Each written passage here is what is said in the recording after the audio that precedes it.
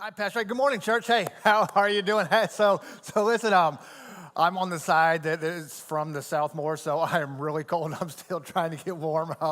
So I'll do my best to not act too chilly up here. So glad you are here. Let me start by saying this. It's Veterans Day weekend, and so if you are a veteran in the room this morning, we want to take a moment and honor you. So would you stand up if you've served in any way, and let us appreciate you and thank you for your service.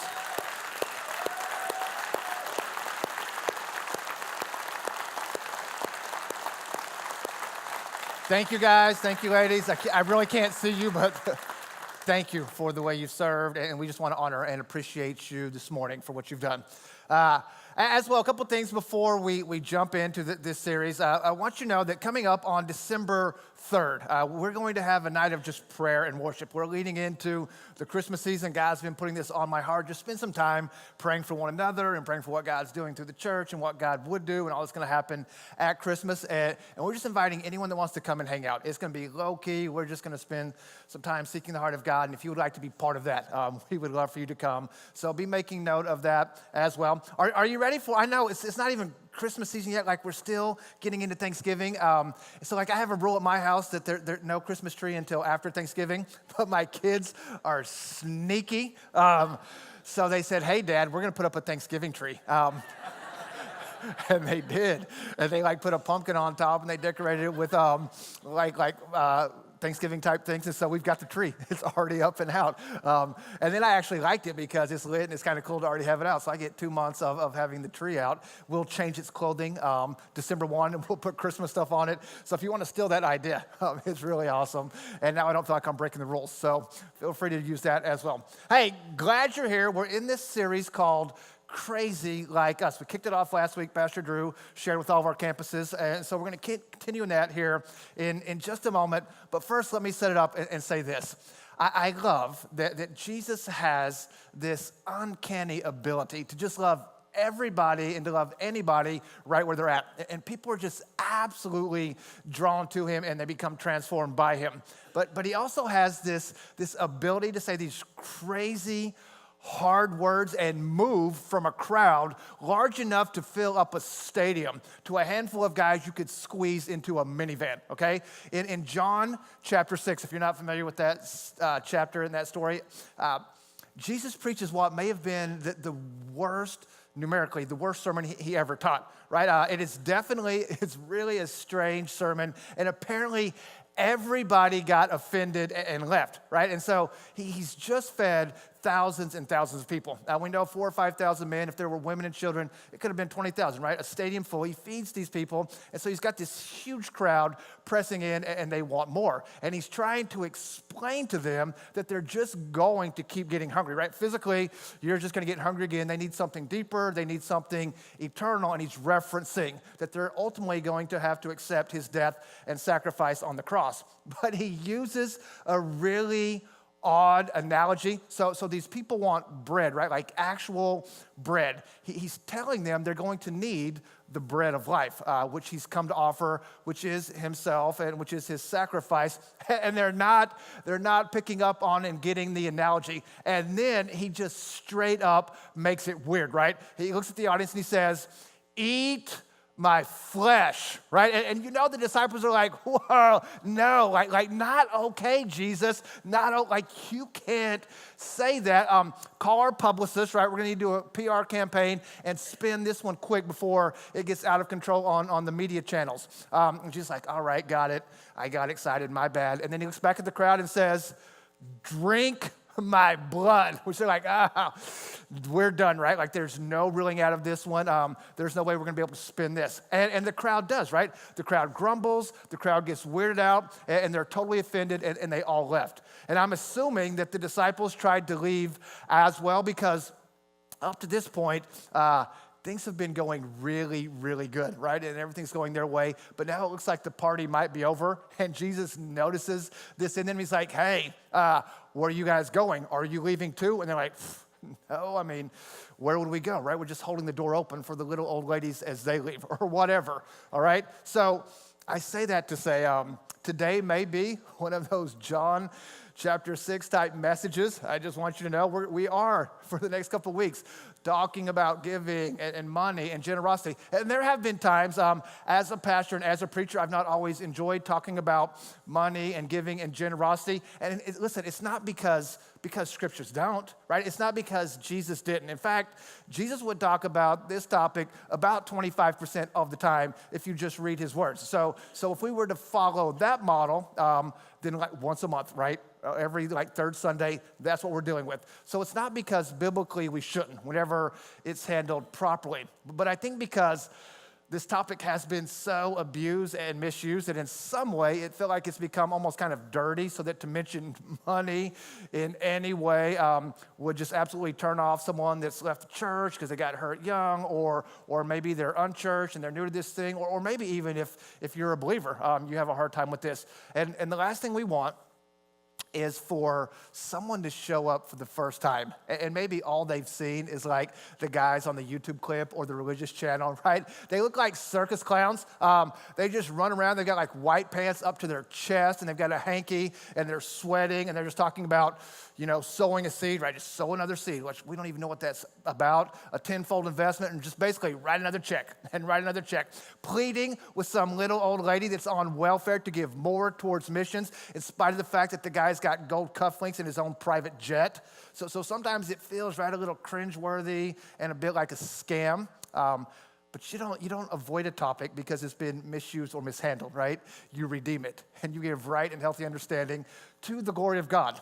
So that's our goal. And for the next couple of weeks, we are talking on generosity. And understand, the foundation for Christianity, it really is generosity, right? This is like the gospel message that God creates out of this overflowing love and generous nature for us, that when we turn our back on him, he would pursue us, that he would die and sacrifice himself on the cross to freely lavish grace and salvation upon us. So everything we have, it's his. He doesn't need us. God doesn't come to this season and go, oh, it's Christmas time. The electric bill is going to be crazy high to light up the sky with the heavenly hosts. I'm not sure we're going to be able to make ends meet. I sure hope giving is really good at Compass this season, right? God's never been checking out at Costco and had his credit card denied. Like, sorry, sir, that one's declined. It's like, oh, Gabriel, I told you to pay it down, right? So God, listen, for sure, he doesn't need us. He adores you and I, and he invites us to be on mission. Scholars talk about he creates stuff ex nihilo, which just means out of nothing. Has never been short on funds or on resources. So then why? Why does he call us to be generous? Well, partly to remember God is gracious, and God is really generous with us. So we're to be gracious and generous with others. And then also to, again, participate on mission, which I believe grows us in Christ's likeness and allows us to go to a greater level of joy and a fulfillment that we could imagine or produce on our own, which we'll talk about that here in a moment. So my prayer, right?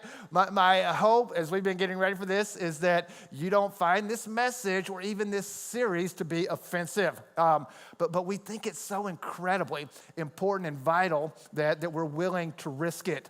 And as Compass, right, we're kind of wrapping up this Uncharted initiative.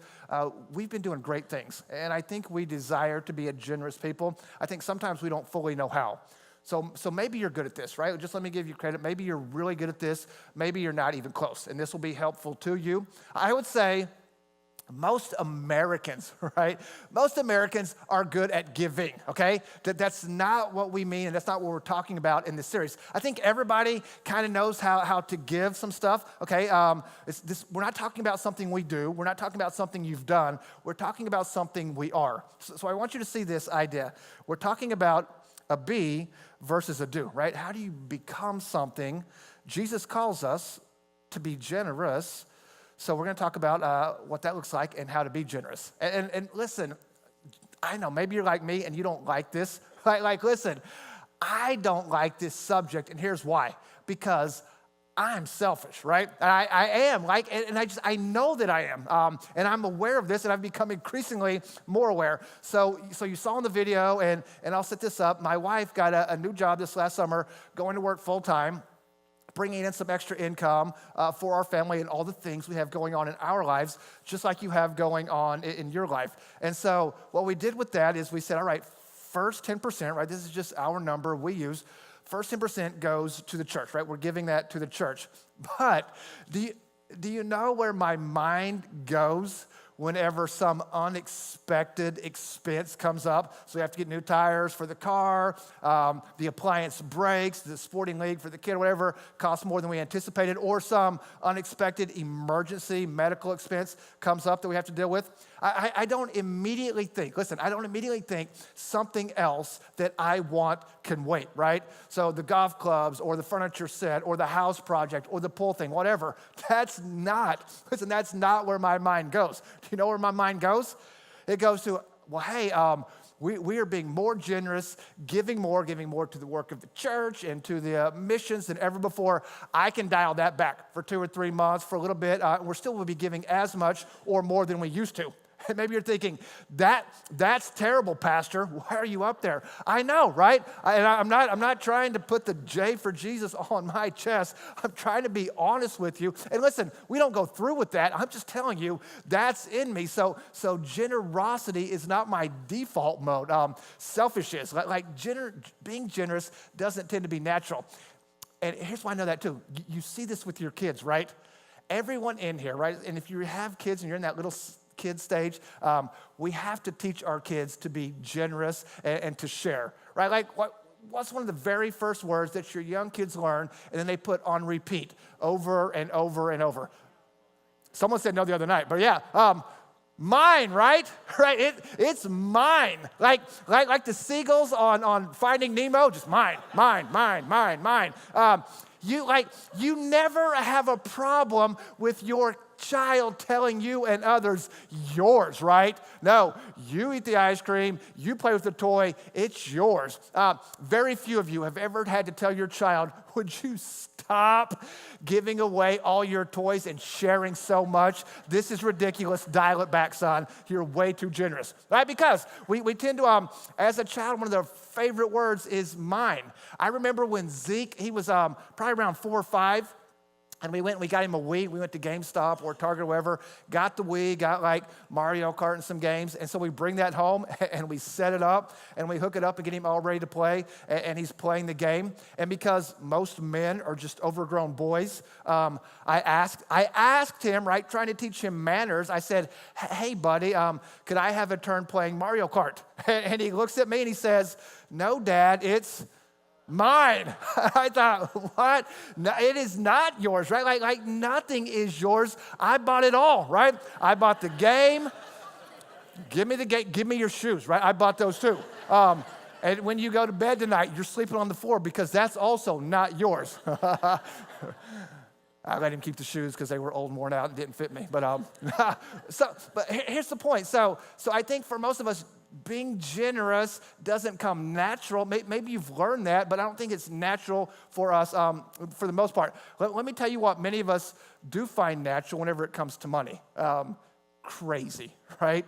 We are crazy. So I want you to see this. Crazy really is natural. And think about this, right? Be thinkers. For sure in our country, we are crazy. So for instance, most Americans, we spend more than we make, right? And I'm not talking because you had some surgery for an unexpected illness, just on stuff, right? Which should be illegal. Not for us. We call that normal, okay? So we pay interest on items that lose value the moment we take possession of that thing. Right now, you go and get a car, and that car decreases in value the moment you take possession of it and drive it off the car lot. But then we have to finance the car, and we have to take out a loan to make payment for that car and end up paying significant interest on that loan. So what? So the car immediately goes down in value, but then we sign an agreement to agree to pay for way more than what it was worth in the first place. Hey, listen, most of us have done that, right? I'm not judging you or me, right? Much, but this is crazy. And we live in a culture that just thinks that it is normal because everyone does it, and we don't even realize how foolish that it is. And if you're here for the first time today, welcome to Compass, right? You picked a great week to be here. But listen, stick with me and come back because we don't talk about this all the time. But I do hope for you that this is helpful. We really think this is very important for us to understand. Let me give you a couple other things that are a bit crazy. Most of us don't feel like we're rich, but we are. Did you know if you're making, I think it is now $33,000 a year, right? If you're at $33,000, you're in the top 1% of income earners in the world, top 1%. And I know we compare ourselves to people that are making more than us and think we're not, but that's where that puts you. Here's another thing. Most of us do, right? We do feel generous, but we really aren't, not as we're describing this, okay? And listen, have I irritated everyone yet? Am I doing it? Am I getting close to my John 6 moment? I know, I'm pushing hard here. But listen, come on, think about this. Can you imagine if somebody from a third world or even a second world country were to come and spend the day hanging out with you and I, and we were to share our financial stress and constraints with them, like, oh, I want to get the sports package with the cable and the high-speed Wi-Fi. My wife wants Netflix. I'm not really sure how I'm going to balance that all. Like they would listen to our frustration and our complaints, and they would think that we are crazy, right? They would. And again, I hope that this helps you think through some things and not become irritated for real. But really, I think Jesus would rather us be a bit irritated than be unaware or indifferent on some things.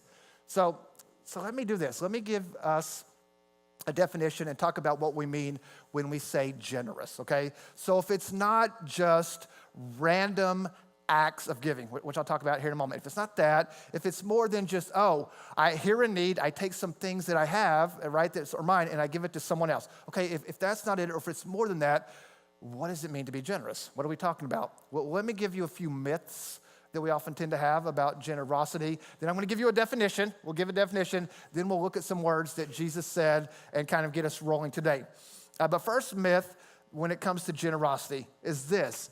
Generosity is spontaneous. Okay, that's the first myth. So you leave the store and Salvation Army set up outside, or some other group asking for money. You go to check out and get your food at the cash register, and they ask you if you would like to donate some certain amount to this cause, right? If you would like to round your bill up to the next dollar to give to this thing. The neighbor kid comes over, knocks on your door, asks you if you would like to buy the discount card for the fundraiser for the band or some other school thing. The relief organization comes to your work, comes to the church, wants to know if you would like to give some money towards a needy or help sponsor a child. Or maybe you just see the homeless person outside of the restaurant or on the street corner, and you're like, hey, no, for sure, here's a few dollars, here's some money. Okay, hear me saying that is awesome, right? That is spontaneous giving. That is random giving. Listen, that's even what we do when we stand up here and say, here's the food drive bags. Would you take one of those bags and go fill it up and bring it back and help us feed needy families around the holiday? That is awesome, right? Absolutely awesome. That's also, though, not what we're talking about when we talk about being generous. I would say generous people are less spontaneous and they're less emotional and they're more strategic with their giving. It's not here and there, hit and miss every now and then. That's spontaneous giving, right? Again, thumbs up if you're doing that. I do that. It's great to do that, but that's not what we're talking about when we talk about becoming a generous person. Okay, next myth I want you guys to think through about generosity, and that's this, that generosity is determined by cash flow. That's the person that thinks the more it flows, the more generous I am. I can't give any money today because my cash flow is low, but next week for sure I can when I get paid again, unless some unexpected expense comes up or I find something else I really need, right? Otherwise, I will give something. Okay, so the assumption on that is that the person's ability to be a generous person is determined by their cash flow, right? So I give whenever I can afford it, and then I don't give whenever I can't afford it. And so the odds are that person is for sure probably a giver, right? They totally give some stuff, but they haven't learned to be generous because generous people don't let cash flow determine whether or not they give and their generosity. So third myth I'll give you, that's this, that rich people are generous, right? No, they're not. Rich people are rich. That's what they are. Generous people are generous. And listen, there's no guaranteed natural correlation between the two. Rich people can absolutely be very generous, and we hope that you are if that's the category you're in. But listen, just because you become rich, whatever that definition is for you, doesn't mean that you're going to be generous. And here's why I say that. Because I talk with people that say, when I get this job, when I get this opportunity, when I get this open door, when I make this level of income, then I'll be generous. To which I would make this prediction. If you're like a college-age student, if you're like in your 20s and you're just starting your career and you're just trying to start make some money and set it aside, if you're not generous now, whenever you have just a little, you're probably not going to be generous if and when you become rich, right? You'll just be a rich person who is still probably not generous, right? Because again, there's no natural correlation between how much money you make and how much you give. Like when I start making more money, then I'll start to give. Those are two completely separate items and issues. So all of us, or most of us, we have to learn to be generous, right?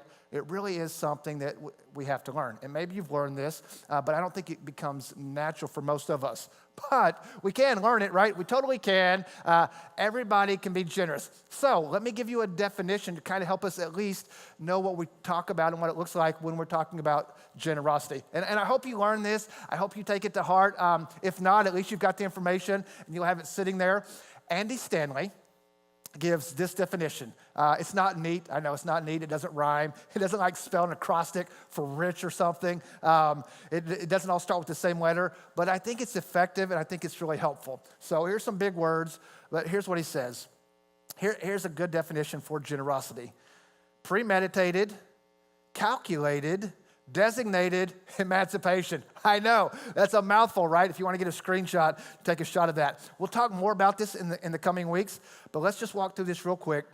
Premeditated, that means you've thought about it and you've thought it through and you've come up with a plan. Calculated, you've determined. Listen, you determine an amount you are going to give. So generous people know how much they plan to give.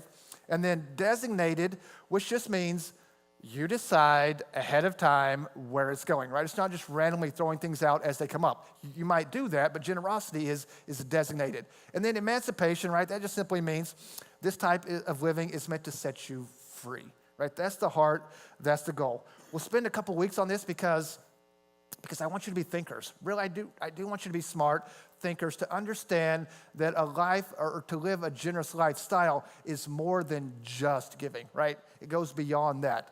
So let's do this now. We've spent the last 24 minutes. Let me now give you a verse. You're like, really, guy, just one verse? Okay, yes, for today, it's a really important verse that Jesus said to set us up. Then we'll dive into some more in the coming weeks. And listen, if you're new to church, right, and you're here for the first time, maybe you didn't grow up going to church and you really never learned verses growing up, we're so glad you're here. And the fact is, you may have actually heard this one before and not even realized that this was in the Bible and then it came from Jesus. And sometimes this verse can be misused or lose its meaning or be redefined in a way that Jesus didn't intend. So let's talk about this. And in the book of Acts chapter 20, there's this guy named Paul. Paul who wrote a majority of your New Testament. Paul who started all these churches. And he's about to leave this church in Ephesus where he spent quite a bit of time serving with the people there. Now he's about to move on to go and tell more people about Jesus and to raise up other leaders. But before he goes, he wants to give these people that he really loves and that he spent all this time with some parting words and some final thoughts to try and encourage them. And here's what we read in Ephesians 20. And he writes a long letter to them. I'm not going to be able to read the entire thing that he says to encourage, but I just want you to see verse 35. Here's what Paul tells us. And I have been a constant example of how you can help those in need by working hard, right? What's he saying? I have been generous, and you could be generous too, okay? And listen, he's not bragging. Elsewhere, Paul says, follow me as I follow Christ. Like that becomes my prayer for all of you. Not like this arrogant, like you should be awesome like me, but your life is so committed to being like Christ that you could encourage others. Follow me the way I'm following. That's all he's doing. He's got great hope for these people. He wants them to have the same type of life. He goes on to say, you should remember the words of the Lord Jesus, okay? So this isn't new information. This isn't something he's making up. He's reminding them of what Jesus has said previously. And then here it is. Here's what you might have heard before. Here's Jesus' words. These will be red letters. It is more blessed to give than to receive. So Jesus' words, right? He's saying you will be more happy, more fulfilled, more satisfied, more prosperous when you focus on giving over receiving. And hear me, this isn't, I gave some money that one time to that needy child from Children of the Nation or Children's Hunger Fund, and it felt really good. It is so much more blessed to give than to receive. Okay, you understand? He's talking about a way of living, right? This is a lifestyle. And maybe you're here today and you're thinking, yeah, I don't know, right? Like I'm not sure it's always better to give than to receive. Well, like sometimes it feels pretty awesome to receive also, right? Like I got the tickets to the game on the 50-yard line for my birthday and it was sweet, right? Like it was great. So like maybe it's kind of equal, kind of the same to give and to receive. And maybe sometimes it's even a little bit better to receive. Okay, I know why you think that. We think that because we focus on a specific moment or a specific instance or a transaction, right? So you're going, okay, yeah, for sure. It was special and it felt pretty good to give those Christmas gifts to those poor little kids who lost their dad, right? Like that was amazing. But it also felt really, really good to get those new tires for the truck. Know what I'm saying, right? Okay, that's because it is fun to receive, for sure, right? We absolutely like that. But this idea transcends a transaction, okay? He's saying blessed is to be happy, fulfilled, satisfied. It's not just a moment, right? It's not an individual moment where you had this really cool vacation or got this really great gift. It is an outcome from a lifestyle. And he's saying when you order your entire life around being generous, then happiness is the outcome of this lifestyle of generosity. And I would say this, beyond happiness is this deeper level of joy and unshakability that comes whenever you choose a lifestyle of generosity that listen, circumstances can't take away from you, right? They can't.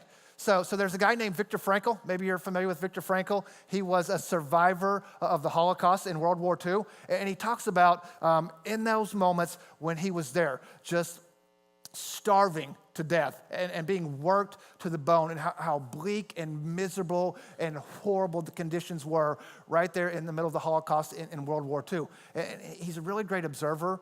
And he talked about he would look around and he would see other people there in those camps that were also nearly starving to death and how they would take some of the little bit of food that they were given and they would share that food with other people who were especially sick or hurting or struggling. And Victor said he watched this happen, right? And it wasn't everybody. It wasn't even the majority of the people that were there. But he said it was some of them. And there was this distinguishable difference and even willingness to survive among those people. And he said so much had been taken from them, but they could still choose their attitude and they could still choose a level of generosity. And it created a tangible peace and joy that transcended their situation.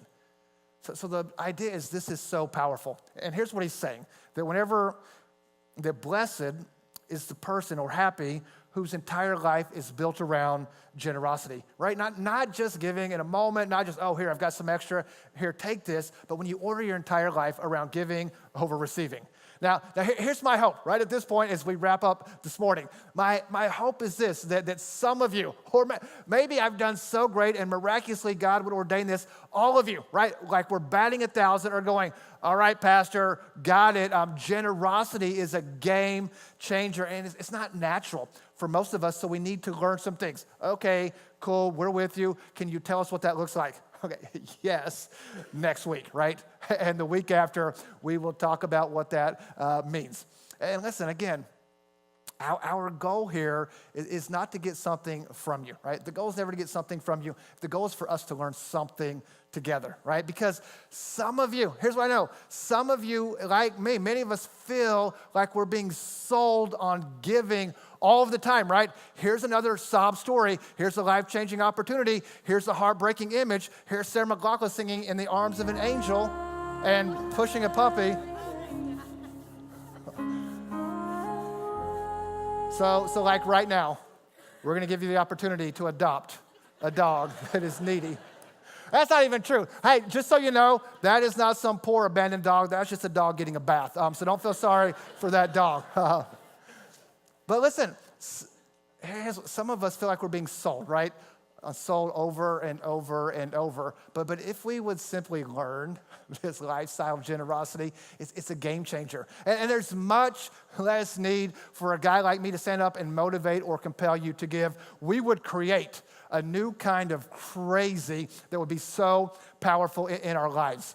So let me close with this, right? I'm going to give you an illustration. It may seem strange, but stick with me. Just use a little bit of imagination here as we wrap this up. But imagine if somehow, and I'm going to be clear, like I can't do this, okay? So just use your imagination. I wish I could. But if somehow we could give you back every single dollar, right? Every dollar that you have wasted or that you have blown over the last 10 years, 15 years, whatever, money that you have just wasted on silly things. And listen, I'm not going to try and give you an example of what a wasted or a foolish financial decision is, because I don't want you to think I'm judging you. I'm not at all. I want you to decide in your heart and in your mind what that may have been. Maybe it was the car you got, or the thing you did to the house, or all the clothes you got, or the investment, whatever that is. But here's the point. What if all of it, right, all of that money over the last 10 years, or maybe longer for you, got put into a bank account with your name on it, okay? Hundreds, thousands, tens of thousands of dollars. So all of this cash, man, it is in your bank. And listen, and you can't spend it, okay? But you can give it away. So it's yours, but it's not really yours, okay? You can't buy stuff for yourself, but you can give it away however and to whoever it is you want. Like just picture how much fun and how awesome would that be? So your next door neighbor, right? They're going through a crushing, hard season. They just lost their job, cutbacks, layoffs. Their wife just had their second child, and they don't know how they're going to pay the electric bill, and it's getting cold, and you're like, I've got it. And then next month, and then the month after that as well. Or, the school wants to fund some project you're a fan of or a program, and they can't. And you're like, hey, come talk to me. How can I help with that? Or our mission that we do with India, where all of a sudden there's all these special need children that are homeless, and they need additional space right away to give them a place. And you could go, come talk to me. How much do you need?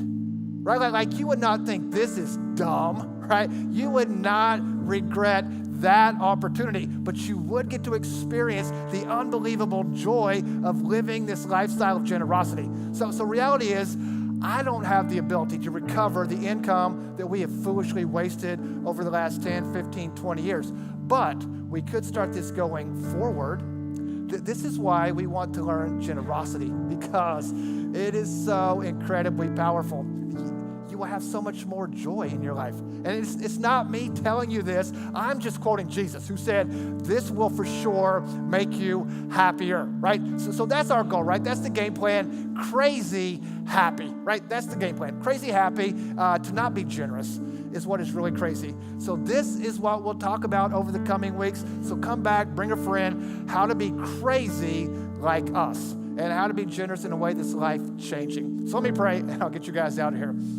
Heavenly Father, you are a great God, and we thank you that you are generous. We thank you that you want so much for us. And I pray that we would buy into this, that we would trust this, that we would do what we can to live this calling you've invited us into, and that we would see joy and just change lives and fruit because of it. So God, we thank you for your example. We thank you that you want so much for us. We pray these things in your Son's name. Amen.